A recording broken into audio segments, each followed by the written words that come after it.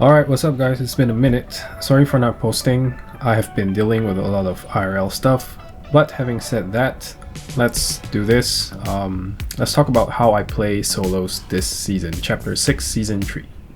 First things first, let's talk about landing spots. Now if you know me, I love my slurp trucks and I love my cars. And because of this season my main landing POI will be Utopia City. First thing I do is I quickly get a weapon of some sort off the roof of this building on the southern end of the POI, and I will head straight to the slurp truck. After getting full shields, I will go straight back to the building and I'll continue looting, and potentially take out any opponents I see looting because they only have 150 HP versus my 250. Then I take a car and aim straight to the little hut west of the flower fields, which used to be the black market that had a mythic drum gun and the rift launcher in Chapter 6 Season 2. Now you've probably heard this time and time again, but you really want the mythic grappler to win in solos. If you have this, it is really hard for you to lose a game of solos.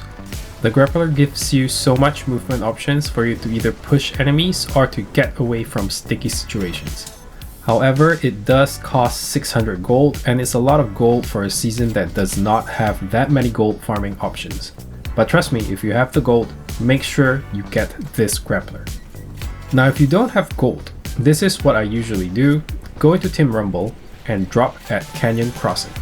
There are potential 5 cash registers here with a ton of chests, so you can easily get 200 gold off spawn.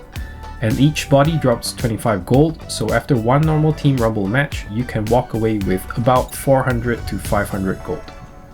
And if you do run into someone who got the mythic grappler before you, do not be afraid to challenge them, because early in the game, they probably do not have good loot, or they do not have 250 HP, or they do not have a car, so their main priority is to run and not fight you.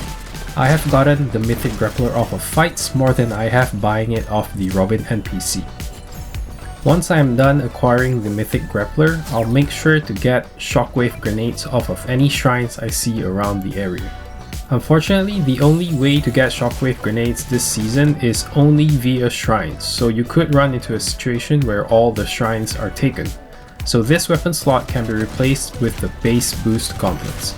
Personally, I much prefer the gauntlets over the shockwave grenades this season because you can grief the opponent's covers or blow them out of bushes with the gauntlets, but anything works in my opinion. It comes down to the situation you are in. And lastly, my final weapon slot would be any form of heals. It could be chug jugs or big pots. Usually I prefer chug jugs because it heals white health too. Chug jugs are a little bit harder to come around. They will only come out of A or S class hero caches, or off the Daigo boss at Demon's Domain, or core at the floating island. Finally, let's talk about weapons. This season, I feel like, is Fortnite's best balanced weapon pool in any seasons I have played in.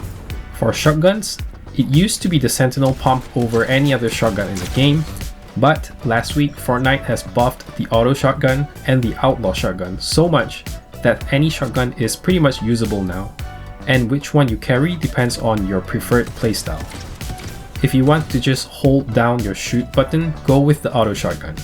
If you want to hold your distance and do mid-range fights, use the Sentinel Pump.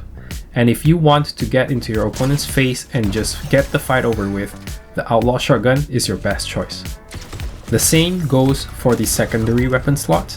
The Spire AR, the Kill Switch revolvers, and the Hyperburst pistols are all equally good weapons, and they have their own strengths and weaknesses.